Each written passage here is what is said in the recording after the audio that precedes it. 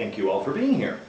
Do you remember the cola wars of the mid-1980s? It was very simple. Which cola brand is the best, Pepsi or Coca-Cola?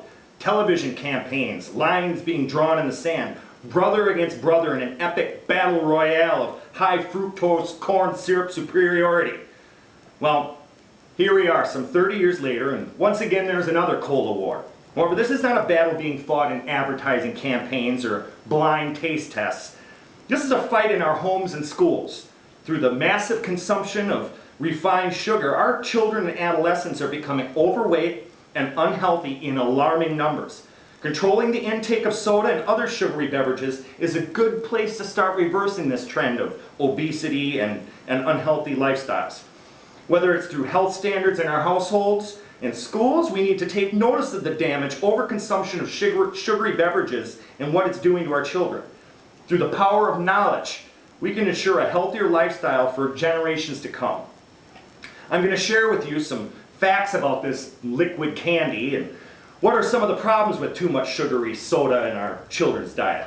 Lastly, I'm going to propose some simple solutions to this problem of the ill-advised sugar-based drink culture that we are now immersed in. I intend to persuade you that as parents, educators, and role models in general, for our kids' sake, we need to make immediate changes to what we provide them to drink. First off, let's address the problem. The big problem is ultimately the problem of big. Soda and other beverages that have big quantities of sugar per volume that are producing big health risks in our children, that along with the big waistlines. Well, according to the Nutrition Journal, 25% of American children are overweight and 11% are obese. To quote Dr. Giuseppina Imperatore of the Centers for Disease Control and Prevention Atlanta, type 2, once known as adult onset diabetes, is increasingly being diagnosed in young people. This is a concern because these kids will live with diabetes most of their lives and will increase their chances of diabetes-related complications. And these complications are devastating and deadly. Preliminary data suggesting that heart and kidney disease, nerve damage, and vision problems are already appearing at younger ages than ever before. Sadly, diabetes is also the leading cause of non-traumatic lower extremity amputation. Research has found that type 2 diabetes is increased 21% in American kids from 2001 to 2009, while type 1 diabetes has risen 23%.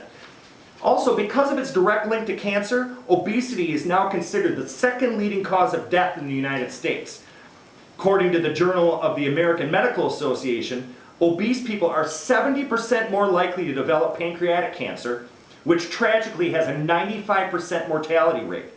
These continuing trends in obesity will lead to an estimated 500,000 new cases of cancer in the United States by the year 2030, just in 17 years. In the past, obesity and depression have been considered separate issues. However, it's becoming more and more accepted in the medical community that there is a link between the two. Obesity in our children and adolescents are associated with low self-esteem and feelings of guilt or shame. Youths with a large body have a difficult time getting proper exercise, and they usually get little enjoyment out of it. And this often makes them socially outcast from more active children, and it also deepens self-image issues. The double-edged sword here is self-worth issues and lack of active play increase depression, which in turn increases a sedentary lifestyle, which in turn increases obesity. So why is a seemingly harmless can of soda pop or a glass of Kool-Aid a cause for some scary health issues? Well, according to the American Diabetes Association, there's a link between the health issues just mentioned and the consumption of sugary beverages. Drinks such as soda, Kool-Aid, and energy drinks contain a high level of calories and little or no nutritional value. One 8-ounce glass of Kool-Aid has 24 grams of sugar. I mean, this is a drink that should be served as a treat, but I know of parents that serve it every day with their children's lunch. I mean, do you remember the Kool-Aid ads? The big glass pitcher with the legs and arms crashing through the brick wall? Well, no wonder he was able to run through brick walls. He's cranked up on sugar. Even some fruit juices that claim to be healthy and 100% natural are anything but. Most brands selling pomegranate juice contain between 34 to 36 grams of sugar. That is per 8-ounce serving. Welch's brand white grape juice contains 40 grams of sugar per 8-ounce serving. Now, please brace yourselves. Chadwick Bay Natural Sweet Cherry Juice has 52 grams of sugar per 8-ounce serving. The bottle claims to have no added sweeteners in it. Frankly, some of these products belong on the shelf next to the Aunt Jemima or Mrs. Butterworth's pancake syrup. When we get into the 40 and 50 grams of sugar per 8-ounce range, it's not juice anymore, it's snow cone syrup. I mean, why don't we just slam a jar of Smucker's strawberry jam instead? Most boys get 15 teaspoons of refined sugar daily. Most girls get about 10 teaspoons. And this is a majority of the sugar kids should be consuming from all food in any day's time. One 12-ounce can of Mountain Dew has 11.5 teaspoons of sugar. And according to nutritionists, we should only get 10% of our daily calories from sugar. 13.3 teaspoons per day based on a 2,000 calorie per day diet, that's acceptable. However, the average right now is 42.5 teaspoons per day. Probably wondering, well, why am I picking on Coca-Cola and Pepsi, and why am I not going on the offensive with Little Debbie or Oreos? Well, see, the calories that we get from soda are essentially empty calories because they offer no nutrition, and one can still feel quite hungry after drinking a soda pop. One 16-ounce can of Rockstar energy drink has 62 grams of sugar in it. That's the equivalent of 6 Krispy Kreme donuts. And one 20-ounce bottle of sun-kissed orange soda is the equivalent of 6 Breyers Oreo ice cream sandwiches.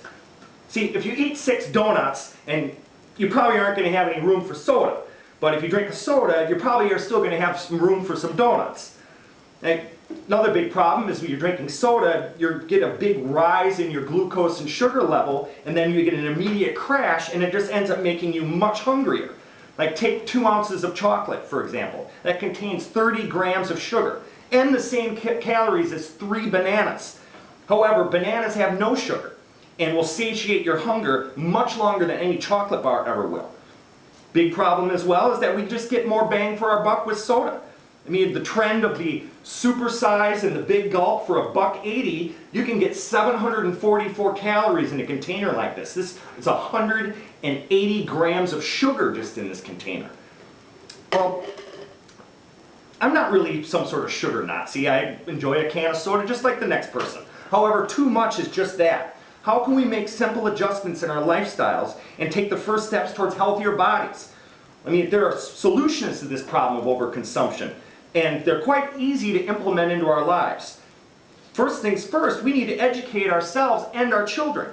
We need to understand the nutritional content of what we serve and what we eat, and we need to understand the labels on the things that we purchase. I mean, do you know what 1 teaspoon of sugar looks like? Do they know what 1 gram of sugar looks like? Just because it says it's healthy or all natural doesn't make it so. Read the label. Fat-free foods usually have as much or more sugar in them because sugar is usually added as a flavoring substitute for the missing fat. We need to educate our youth about the hazards of overconsumption of soda, energy drinks, and Kool-Aid. I mean, what is day-to-day life like of somebody that's living with diabetes? How does a healthy lifestyle and smart food choices enhance one's life? I mean, there are food portioning concepts that you do not need to be a math wizard to understand. I mean, we need to address the vending machines that we have in the school and the selections they provide. Our youths have easy access to them without the proper guidance of their parents to steer them away from unhealthy decisions. We need to give our students nutritious snack options. They spend half their day in school, and when the cafeteria is closed, they have easy access to soda and other sugary drinks. We need to stock the machines with fresh fruits, nuts, whole grain snacks, and sensible beverage options. At the very least, let's consider not keeping the vending machines on all day. And please, we need to set a good example for our kids. These are habits they are learning now, and this sets the pace for the rest of their lives. They look to us for guidance, and it's our duty to provide that for them. In conclusion, we've discussed the problem of soda consumption and how we can combat its deadly effects.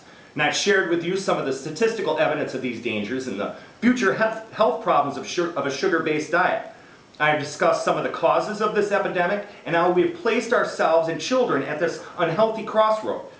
I have shared with you some of the solutions to this problem. Whether it's fruits, veggies, or whole grain snacks, make healthy snack options available for our children and adolescents.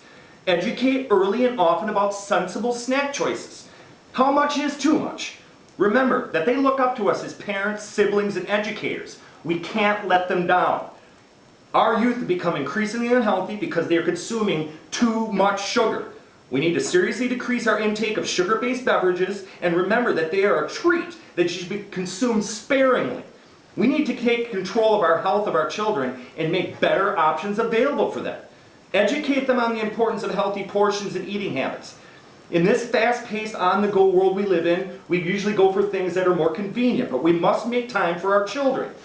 Go for a walk with them. Go for a bike ride together. In general, promote importance of active play in their lives. Lastly, don't forget to hold them tight and tell them that you love them. This is a battle that can be won. The choice is ours. Thank you.